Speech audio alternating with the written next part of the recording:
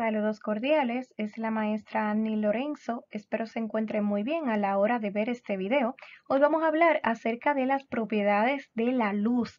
La luz es una onda. ¿Cómo se supo que la luz es una onda? Bueno, porque para que podamos decir que algo es una onda, eso debe poder reflejarse, refractarse, difractarse y formar patrones de interferencia. Entonces, hoy día se sabe que la luz puede reflejarse, refractarse, difractarse y formar patrones de interferencia.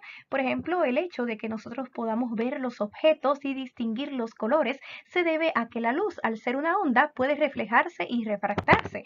Por ejemplo, si vemos este punto como rojo, es porque ese objeto absorbe los demás colores y el que refleja el rojo es el que podemos observar. O si vemos este otro objeto amarillo, es porque ha absorbido los demás colores y el que ha reflejado el amarillo es el que podemos observar.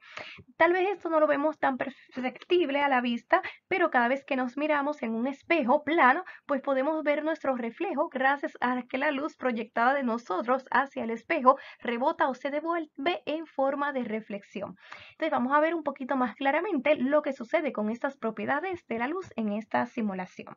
Me encuentro en una de las simulaciones de FET donde vamos a utilizar este láser que ahora mismo se encuentra posicionado en esta parte sombreada en blanco que corresponde a un medio o material aire separado por esta parte sombreada en azul acá debajo que corresponde al material o medio agua. Entonces vamos a encenderlo dándole a este botón y observamos cómo hay un rayo de luz roja que justo cuando se contacta con el segundo medio como que se divide en dos. Esta parte de arriba que vemos como un rojo más clarito corresponde a la parte de la luz que se ha reflejado, porque en la reflexión es como que la onda de luz rebota, ¿sí? Vino del aire, pues se devolvió al mismo aire. Sin embargo, esta otra parte de la luz que siguió transmitiéndose a través del segundo medio corresponde a la parte de la luz que se refractó. Sin embargo, esto lo hace cumpliendo con ciertas normas y leyes. Por ejemplo, una de ellas es que al reflejarse lo hace con el mismo ángulo en el cual la luz llega o incide. Es decir, aunque vemos como que la luz está llegando de la parte izquierda y se reflejó en la parte derecha, lo hace con la misma inclinación o la misma desviación al medirlo desde un mismo punto llamado normal. ¿Sí? Por ejemplo, para saber a partir de dónde vamos a medir ese ángulo, vamos a trazar una línea, la cual debe ser perpendicular a nuestra superficie. Por ejemplo, si nuestra superficie es horizontal, pues esa línea normal debe ser vertical, ¿sí? Porque debe formar con ella un ángulo recto, un ángulo de 90 grados. Si la superficie hubiese sido vertical, pues la línea normal la debemos trazar horizontal para que forme con ella un ángulo de 90 grados. O si nuestra superficie tuviese cualquier inclinación, pues trazando una línea que forme con ella 90 grados, pues será nuestra línea normal. Entonces, en nuestro caso, tenemos que las superficies acá son horizontales, por lo que nuestra línea normal debe ser vertical, ¿sí? Como la hemos representado acá con estas líneas intermitentes. Entonces, de igual manera, esta línea también tiene que estar justo en o pasar por el punto donde esta luz pues pasa hacia el segundo medio. Entonces ya sabemos que a partir de esa línea es que vamos a medir el ángulo. Para esto también vamos a colocar el transportador, ¿sí? De forma que pues quede alineado acá con el cero del transportador y también esta línea horizontal del transportador quede alineado con esta línea horizontal de la interfaz que separa nuestras dos superficies. Entonces también vemos que en el transportador, por ejemplo, acá esta línea más larguita dice que es un ángulo de 30, por lo que cada línea aquí larga debe corresponder a 10, porque si contamos 10, 20, pues llegamos a este número 30. Y cada rayita bien pequeñita, pues vale 1. Entonces vamos a medir el ángulo en el que la luz está llegando, que se le llama también ángulo incidente, desde nuestro cero hasta donde vemos ese rayo incidente. Entonces vamos a ver, tenemos hasta acá 30, 40, 50, 55, 56. Vemos que la luz está incidiendo con un ángulo de 56 grados y según la ley de reflexión, entonces también el rayo de luz reflejado debe suceder a ese mismo ángulo de 56. Y le vamos ahora a contar el ángulo desde el cero hasta donde está nuestro rayo reflejado. Entonces tenemos desde el 0, acá 30, 40, 50, 55, 56. Es decir, vemos que sí, que efectivamente, pues la luz se está reflejando al mismo ángulo en el cual está incidiendo. Esto es muy interesante porque eso nos dice que podemos manipular hacia dónde queremos que entonces la luz se refleje. Por ejemplo, si yo quisiera que la luz se refleje acá a un ángulo de 30, pues simplemente debo hacer que también la luz de este lado incida a un ángulo de 30, ¿ven? Y ya la tengo reflejado donde quería. O sea, yo quisiera, bueno, que la luz se refleje en esta posición, porque qué sé yo, tengo algo aquí donde quiero que llegue esa luz reflejada, pues simplemente entonces debo hacer que la luz también incida a esa misma inclinación, sí, a ese mismo ángulo. De igual manera, también vemos que a medida que cambiamos el ángulo, pues también podemos variar la intensidad o la parte de la luz que se refleje y la parte que se refracta. Por ejemplo, miren que en esta posición la parte como que se refleja está más clarita.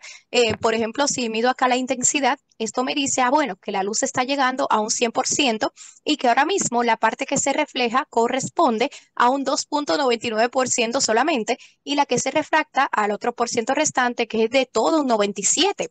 Pero miren que ahora, por ejemplo, si yo cambio el ángulo de incidencia, por ejemplo, ahora vemos que la parte que estaba más clarita de la parte que se está reflejando, que aún sabemos que es esta, porque es la que se devuelve o rebota o vuelve al aire de donde vino, pues ahora vemos que está más oscurita y si medimos la intensidad, vemos que corresponde ahora a 50,73% y se está refractando un poco menos, ahora se refracta solo un 49,27%. Entonces, con esto vemos que también podemos manipular con el ángulo de incidencia qué tanto queremos de esa luz que se refleje y qué tanto queremos que se refracte. Por ejemplo, hay algunos minerales en los cuales vemos un brillo bastante potente precisamente porque gran parte de la luz que llega a ello pues se refleja. Por ejemplo, el diamante tiene un alto brillo debido a que casi toda la luz que llega al diamante pues sale reflejada, se devuelve a nosotros, a nuestra vista y por eso pues vemos tan alto brillo. Pero de igual manera también los demás minerales se clasifican de acuerdo a su brillo o lustre, que no es más que la manera en la cual este mineral refleja la luz. Por ejemplo, está el lustre o brillo no metálico, en el cual hay algunos minerales, desde que aquellos que casi no reflejan la luz y por lo tanto no brillan, hasta otros pues que reflejan un poquito más la luz. También tenemos el lustre o brillo metálico, en el cual los minerales brillan de una forma parecida al metal. Estos minerales metálicos o de lustre metálico son opacos, por lo que no dejan atravesar o pasar nada de la luz y por lo tanto toda la luz que llega a ello pues la refleja. En esta foto, bueno, no lo ve muy claramente porque fue tomada por mí en el Museo Nacional de Historia Natural Profesor Eugenio de Jesús Marcano en la República Dominicana. Sin embargo, es mejor que la vean presencial, allá también verán otros tipos de clasificaciones de acuerdo a los minerales. Entonces están invitados al Museo de Historia Natural. También tenemos en la cueva del Pomier de nuestro país, República Dominicana, algunos estalagmitas que se han formado por la deposición de ciertos minerales y podrán ver dentro de la cueva como hay algunas que también tienen un brillo similar al brillo vítreo, que es similar como a un brillo de espejo, ¿sí? Entonces, pues también están invitados a visitar la cueva del Pomier en San Cristóbal, República Dominicana, para que puedan percibir esta reflexión de la luz que hace brillar nuestros minerales. Entonces, ahora vamos a enfocarnos a la parte de la luz que ha sido refractada. Como vemos, a diferencia de la reflexión que ocurre en el mismo ángulo, la refracción no ocurre al mismo ángulo. Por ejemplo, ahora mismo está incidiendo aproximadamente a 70 grados, sin embargo, la refracción está ocurriendo a aproximadamente 45 grados. ¿Pero por qué? Para rehacer lo que está sucediendo en la simulación, he colocado en este envase con agua esta percha. Entonces, de manera similar, en la simulación, el rayo de luz roja ahora correspondería a la misma luz que está proyectando esta percha amarilla. Entonces, podemos ver que parte de la luz de la percha se refleja en el agua y otra parte se ha refractado. Nos vamos a enfocar precisamente en esta parte de la luz que se ha refractado, que nos hace ver como que la percha se ha doblado o se ha partido, pero no ha sido así. Esto es porque cada vez que la luz pasa a un medio distinto, se desvía o se refracta porque pasa a un medio de distinto índice de refracción. ¿Qué es este índice? Este índice de refracción lo que nos relaciona menciona es el cambio de velocidad que experimenta la luz cuando pasa a un medio diferente. Y lo podemos obtener dividiendo la velocidad de la luz en el vacío, que denotaremos con la letra C, y es igual a 3 por 10 a la 8 metros por segundo. Es decir, que la luz en el vacío se mueve aproximadamente a 300 millones de metros en apenas un segundo. Es una velocidad tan elevada que de hecho ni siquiera es comparable con la velocidad de algo que la Tierra. Por ejemplo, si decimos que un automóvil va muy veloz a 120 kilómetros por hora, en metros por segundo iría a apenas 33. Entonces, bueno, comparado con la luz, básicamente no estaría bastante lento.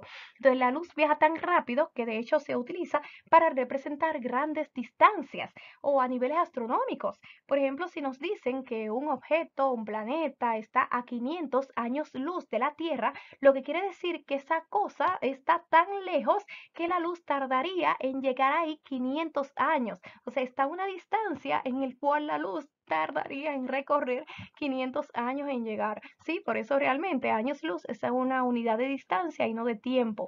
Imagínense que fuésemos nosotros que llegáramos a ese lugar. No tardaríamos 500 años, tardaríamos muchísimo más, porque a diferencia de la luz, nosotros debemos cargar consigo pues peso o materia, pero la luz por ser una onda no transporta materia. Entonces, por ejemplo, el índice de refracción en el primer medio, donde vemos la percha que es en el aire, sería igual a esta velocidad de la luz en el vacío entre la velocidad que tiene la luz en el aire, mientras que el segundo índice de refracción correspondería a la velocidad de la luz en el vacío entre la velocidad de la luz en el agua. Como básicamente la luz se mueve en el vacío igual que en el aire, si dividimos un valor entre el mismo nos da 1, por eso el índice de refracción del aire viene correspondiendo a 1. De igual manera, el índice de refracción del agua es de aproximadamente 1.33. De todos modos, vemos que estos dos medios tienen un distinto índice de refracción. Por eso, cuando la luz pasa de uno a otro de esos medios, pues se va a refractar. Entonces veamos más de cerca qué está sucediendo. Por ejemplo, ya sabemos que la luz está pasando de este medio aire con un índice de 1 a otro medio agua con un índice de 1.33. Entonces vamos a enfocarnos, por ejemplo, en este extremo, que sería el extremo o la posición real de esta percha.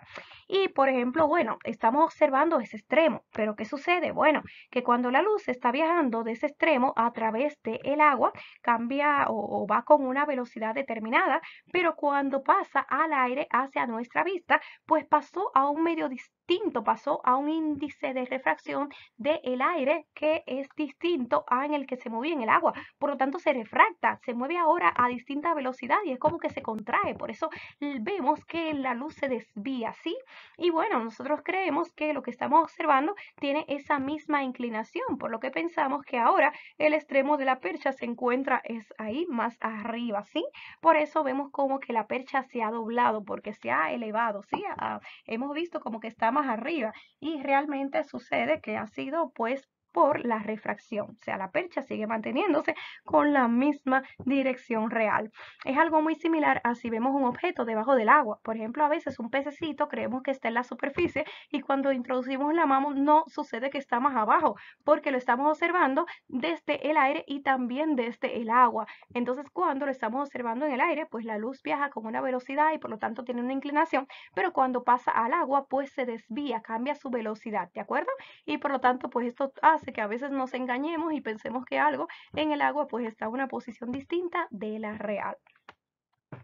Sin embargo, podemos saber qué tanto se va a desviar o se va a inclinar esta luz porque aunque el ángulo de refracción no es igual al de reflexión, sí están relacionados gracias a la ley de refracción, también llamada ley de Snell, en donde la división del seno del ángulo que incide entre el seno del ángulo refractado es igual al índice de refracción del primer medio entre el índice de refracción del segundo medio.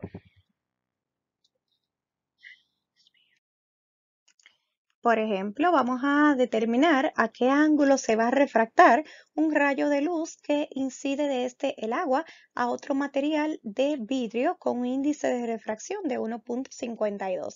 Tomando en cuenta esta ley de Snell, que de hecho también la podemos ver escrita de esta manera, que es un poquito más fácil de recordar, ya que acá del lado izquierdo vemos que el mismo índice de refracción en el medio A está multiplicado también por el seno del ángulo A. Entonces sería exactamente lo mismo mismo del lado derecho, donde ahora el índice y el ángulo corresponde al medio B. Entonces acá vamos a denotar con NA al índice de refracción en el primer material, con NB al índice de refracción en el segundo material, con la abreviatura teta A al ángulo de incidencia y teta B al ángulo de refracción.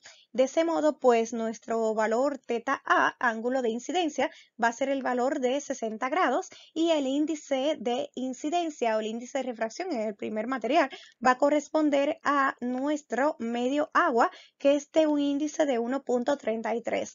Y el ángulo refractado, pues va a ser nuestra incógnita teta B con un ángulo o índice, perdón, en ese medio, que es el vidrio, de 1.52. Como necesitamos determinar el ángulo B, acá denotado con teta B, pues vemos que vamos a tener que despejar en esta expresión el seno de teta B que queremos. Pues para despejarlo, como NB está al ladito multiplicando, pues simplemente vamos a llevarlo hacia el lado izquierdo del signo de igual con la operación contraria, que sería dividiendo. De este modo nos queda que seno de teta B va a ser igual a NA entre NB por seno de teta A. Entonces podemos sustituir los valores, ya que conocemos que el índice de refracción en el medio A es igual a 1.33, el índice en el segundo material 1.52 y el seno de nuestro ángulo de incidencia, que es 60. Esto nos da un valor de 0.7578. Pero hasta ahora tenemos el seno del ángulo de refracción. Para dejar solo al ángulo de refracción, tenemos que aplicar del otro lado el arcoseno, porque el seno, al pasar al otro lado del signo de igual, pasa con la operación inversa, que es el seno inverso o también llamado arcoseno. Para colocar arcoseno en la calculadora, tenemos que darle primero a esta tecla de Shift, seguida de la tecla de seno. Es decir, sería darle a Shift, seno y luego colocar 0.7578. O en una calculadora también podríamos ver el valor de arcoseno con una tecla donde el seno está elevado a -1. Sí, también recordar que el ángulo tiene que estar en grados, como en inglés grado tiene la inicial de D, debería decir DEG o con una letrita D. De este modo, pues tenemos que el ángulo de refracción corresponde a 49.3 grados.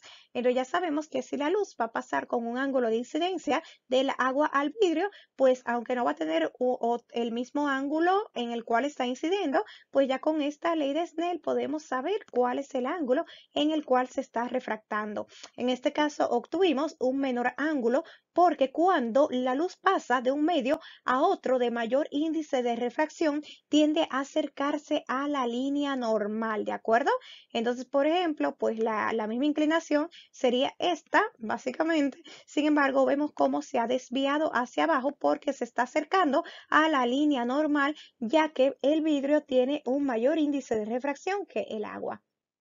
Pero puede ser que toda la luz que se contacte con otro medio nosotros queramos que se refleje y nada se refracte, pues esto es posible gracias a la reflexión interna total, en la cual hay un ángulo mínimo en el que podemos hacer incidir la luz para producir una reflexión interna total. Este se le llama ángulo crítico. ¿Por qué es un ángulo mínimo? Porque realmente no es un único ángulo el que puede producir la reflexión total, pero sí tenemos que tomar un ángulo que sea igual o mayor a este. Para que se produzca la reflexión interna total, también pues debemos hacer que la luz llegue desde un medio de mayor índice de refracción y que por lo tanto el ángulo de incidencia sea mayor o igual a este ángulo crítico. Entonces, este ángulo crítico lo podemos fácilmente obtener por el arcoseno del índice de refracción en el segundo medio entre el índice de refracción del que llega la luz. Por ejemplo, vamos a determinar el ángulo crítico para una frontera vidrio-aire con un índice de refracción del vidrio de 1.52. Simplemente para determinar el ángulo crítico vamos a sustituir ese valor de NB, que es el índice de refracción en el segundo material, entre NA, que sería el índice de refracción en el primer material.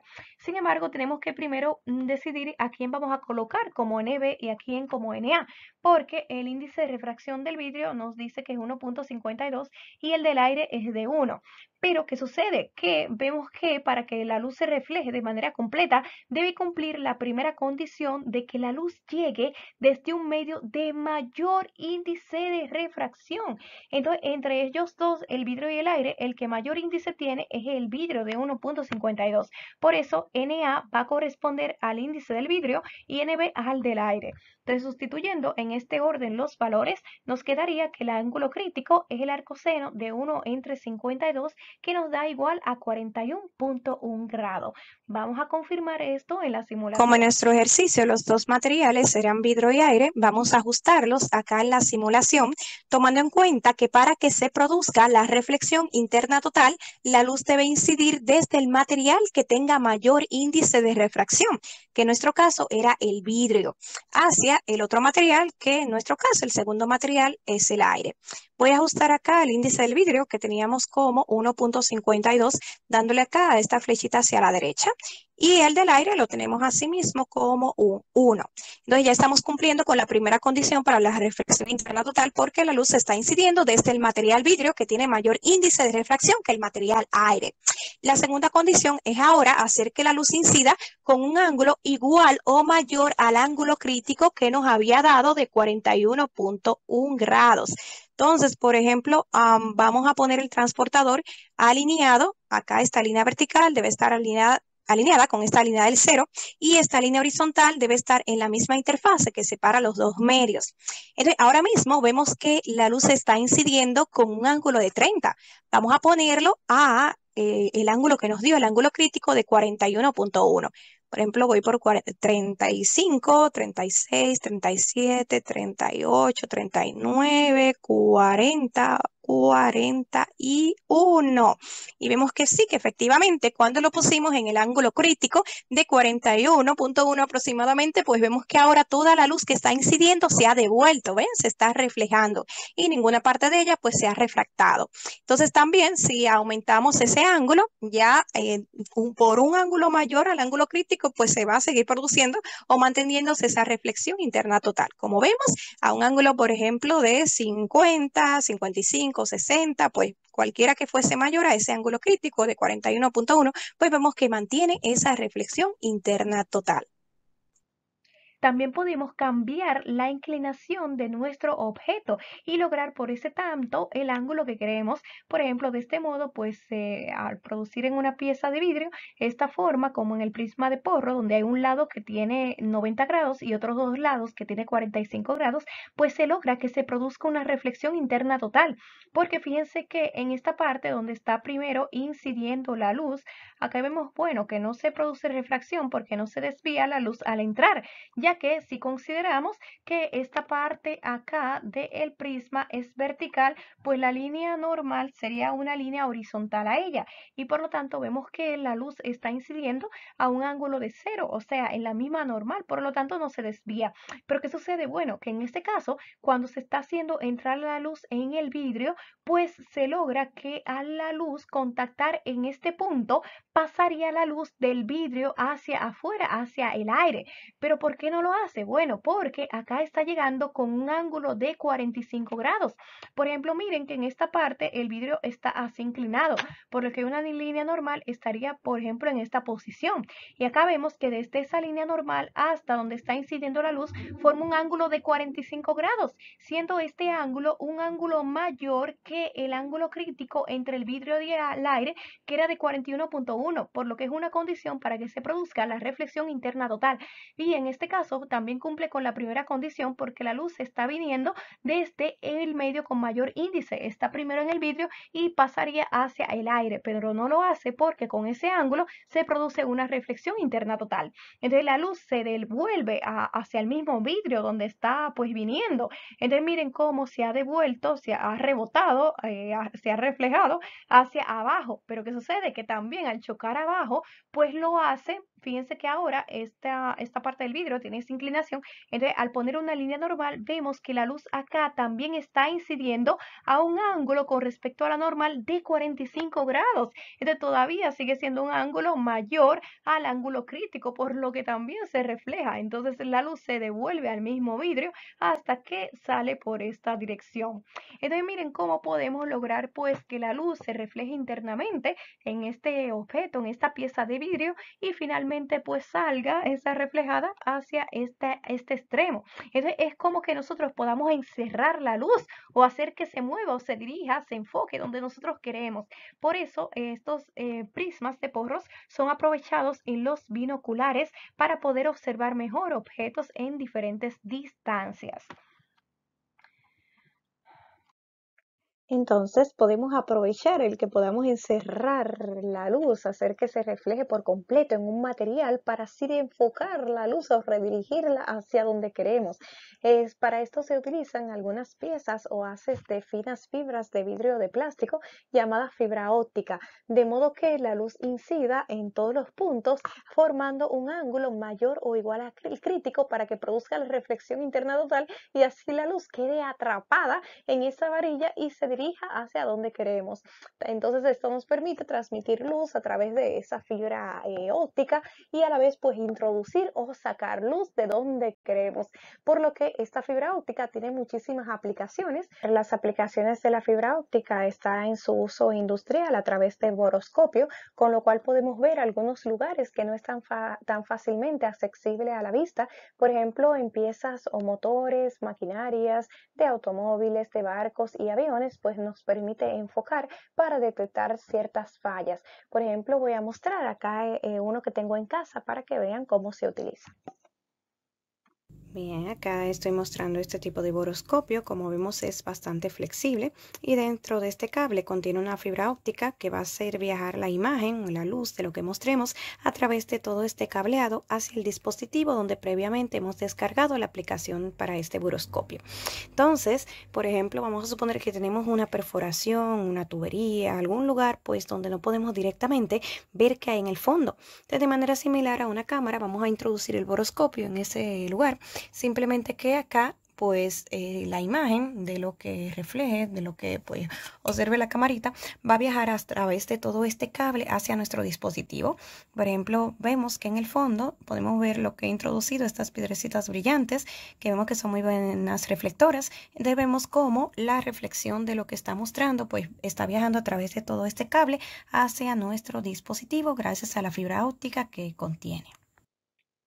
Otra de las importantísimas aplicaciones de la fibra óptica está su uso en medicina a través del endoscopio, muy similar al boroscopio que vimos anteriormente, pero aquí esta fibra óptica se introduce en la persona para observar más directamente los órganos internos y de esa manera pues el médico puede ver una imagen más clara de ellos y así puede detectar ciertas patologías o enfermedades. Otra de las aplicaciones es en comunicación, donde a través de estos haces de fibra de vidrio o de plástico se puede enviar ciertas señales de telefonía o de internet y de hecho ofrece cierta protección frente a los días de lluvia en donde caen algunos relámpagos, ya que la fibra óptica es un aislante eléctrico. Eso significa que la señal que esté transportando, ya sea de telefonía o de internet, no se va a ver interrumpida porque llueva o esté cayendo relámpago, ya que la señal eléctrica no puede interferir con la fibra óptica. Otra de las importantes propiedades que veremos de la luz es la dispersión, pero antes de definir qué es la dispersión tenemos que recordar que lo que vemos como luz blanca realmente es una combinación de todos los colores. Cada color realmente corresponde a una longitud de onda dentro del espectro visible por el ojo humano. Nosotros los seres humanos solamente podemos observar la luz que tenga una longitud de onda desde 400 hasta 700 nanómetros aproximadamente. Por encima de 700 nanómetros esta longitud de onda no es percibida por el ojo humano y por debajo de 400 la luz ultravioleta tampoco es percibida por el ojo humano. Entonces todos esos colores del espectro visible pues forman lo que es la luz blanca. Entonces, tomando esto en cuenta, pues la dispersión corresponde al cambio que tiene el índice de refracción de acuerdo a qué tipo de color o longitud de onda sea. Eso quiere decir que de acuerdo a la longitud de onda que tenga la luz, entonces va a viajar con una velocidad distinta, porque ya sabemos que el índice de refracción se refiere a cuál es la variación de la velocidad en ese medio. Y de igual modo, pues si cambia el índice de refracción con la longitud de la onda, también cambia la desviación que tiene esa luz. Por ejemplo, si consideramos un solo rayo de luz incidente, a esto se le podría llamar luz monocromática, que es una luz de una sola longitud de onda. Acá del color rojo podríamos decir que es aproximadamente de 700 nanómetros, pues vemos que cuando llega al prisma, como es una sola longitud, tendría un solo índice de refracción y vemos que de igual modo pues tiene una sola desviación. Pero ¿qué sucede cuando en lugar de una luz monocromática o de un solo color, es la luz blanca la que hacemos pasar a través de un prisma? Pues como la luz blanca realmente está compuesta de todos los colores, pues esto es lo que sucede. Lo primero es que como esa luz blanca tiene todos los colores, tienen diversas longitudes de onda, pues cada uno de esos colores va a tener un distinto índice de refracción y por lo tanto va a tener una desviación diferente. Por lo que cuando la luz pasa a través del prisma, vemos que se forman los diferentes colores porque cada uno de esos colores que estaba contenida en esa luz blanca pues tiene una diferente desviación. Es lo mismo decir como que se separen y por lo tanto pues podemos distinguir ya los colores, ¿sí? De igual manera pues la luz violeta es la que más se desvía a diferencia de la luz roja que es la que menos se desvía. Por lo tanto, generalmente en la parte superior pues vamos a ver esta luz roja y en la parte inferior la luz violeta que fue la que más se desvió. Por ejemplo, la luz blanca iba en esta dirección y la violeta fue la que tuvo mayor desviación y por lo tanto la vemos con la mayor inclinación hacia abajo. Esa diferencia entre la desviación en la cual se inclinó la roja y la violeta se le llama medida de dispersión. Básicamente lo que nos va a decir es qué tan ancho va a ser esa franja de colores, ¿sí? Entonces, pues debido a este cambio que tiene el índice de refracción con la longitud de la onda, pues pueden formarse todos estos colores a partir de la luz blanca que realmente ella los contiene, pero como se mueven juntos, pues no lo podemos percibir a menos que suceda esta dispersión. Esta dispersión de la luz la podemos ver en la naturaleza a través del arco iris. Entonces, ¿cómo se forma un arco iris? Cuando la luz del sol, que realmente es una luz blanca, entra en una gota de agua, como ya sabemos que de acuerdo a la longitud de onda va a tener un índice de refracción diferente y por lo tanto una diferente desviación. Como es una luz del sol, que es luz blanca, que está entrando a la gotita, la cual contiene todos los colores o diversas longitudes de onda, pues cada uno va a tener una velocidad distinta dentro de la gotita. Por lo tanto, dentro de la gotita, pues esa luz blanca se separa en los distintos colores, por lo que acá tiene una primera refracción, porque ha pasado de un medio que es el aire a otro medio distinto de la gotita que es agua. Entonces, ¿qué sucede? Bueno, que cuando esas longitudes de onda chocan la parte posterior de la gota, lo hace con un ángulo mayor o igual al crítico, por lo que no salen de la gotita del agua hacia el aire, sino que sufren una reflexión interna total, devolviéndose hacia la misma gotita de agua. De modo que luego salen por la parte anterior donde tienen una tercera refracción porque pasan del medio agua ahora hacia afuera a otro medio aire. Entonces tienen una desviación también cada una de acuerdo a su longitud de onda. Por lo que además de que salen ya de la gotita de agua, pues salen así en esos diversos colores porque ya han sufrido esta refracción y esta separación dentro de la gota.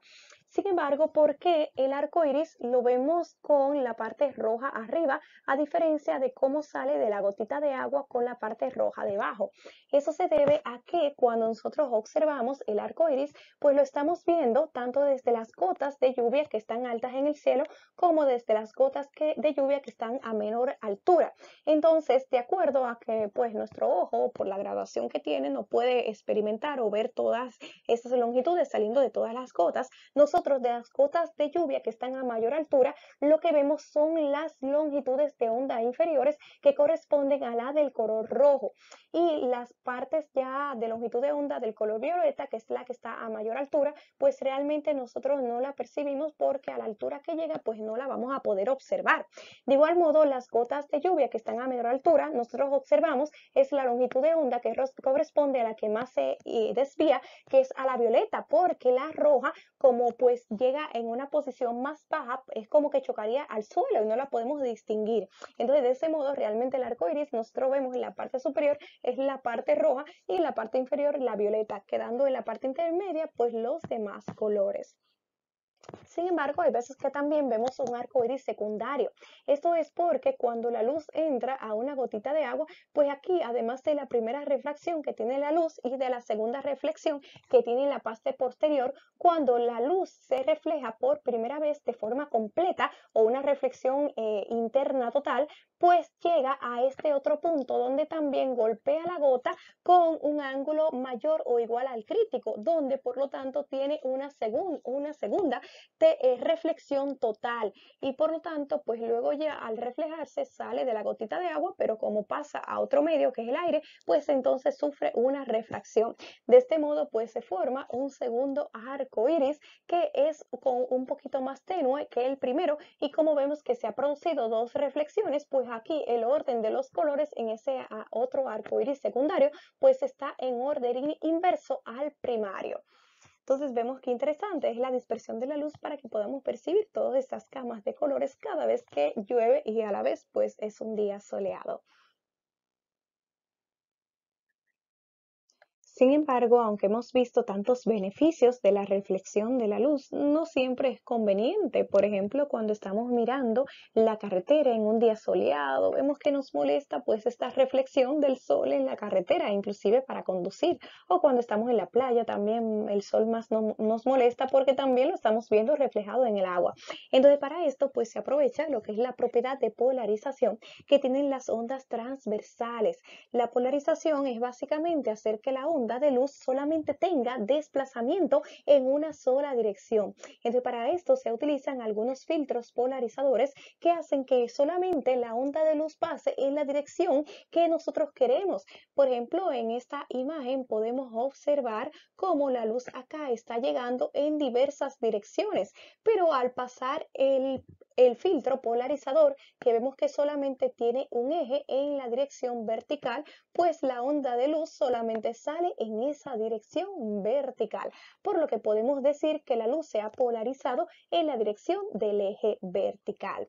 Entonces, esto es muy conveniente, por ejemplo, cada vez que estamos frente a días soleados en la playa o nos molesta esa reflexión del sol, pues podemos utilizar estos filtros polarizadores en los anteojos o los lentes de sol y también algunos lentes de cámaras fotográficas. De esta manera, pues esos lentes, al contener esos filtros polarizadores, reducen la intensidad de la luz transmitidas, por lo que también a la vez, pues poseen un eje de polarización que se encuentran básicamente de forma vertical, porque mayormente la luz, por ejemplo, que viene reflejada de la carretera, pues viene reflejada en forma horizontal y al estos anteojos tener un eje de polarización vertical, pues no dejan pasar esa luz reflejada de forma horizontal. Entonces, al mismo tiempo también presentan dicroísmo en el cual pues se absorbe de manera selectiva los rayos polarizados. Por eso pues también se reduce la intensidad de la luz que observamos, por lo que es muy beneficioso y recomendable utilizar lentes de sol cada vez que vamos a la playa o estamos en días soleados para así pues evitar esos efectos perjudiciales de la reflexión. De igual manera también tenemos que recordar que aunque estamos viendo de manera visible o estamos planteando la molestia que podemos sentir por la luz reflejada, también aparte de esa luz que podemos observar, hay otra luz como la luz ultravioleta que no la observamos, pero que también viene de la luz del sol. Entonces, esa luz ultravioleta es bastante energética, por lo que se representa tanto un peligro para nuestra misma visión como para nuestra piel, que inclusive puede provocar cáncer de piel, por lo que además de protegernos con filtros solares en nuestra piel para reducir los efectos de esa luz ultravioleta, también tenemos que proteger nuestros ojos con estos anteojos para evitarlos, ¿sí? o disminuir pues la intensidad de esa luz tan energizante que llega a nuestro ojo y proteger mejor nuestra visión. De hecho, también es totalmente prohibido mirar el sol de manera directa, porque pues obviamente ahí la cantidad de esa luz ultravioleta que llegaría al ojo pues fuese demasiado intensa.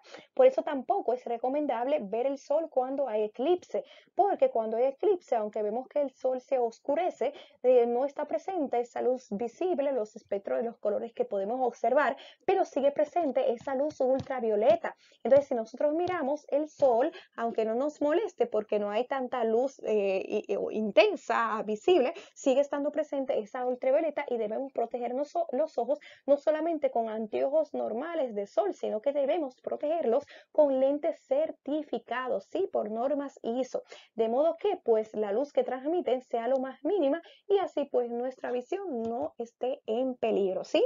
Entonces recordemos cada vez que estemos en días soleados o que vayamos a mirar directamente el sol, como por ejemplo en un eclipse, utilizar los lentes de filtros polarizados.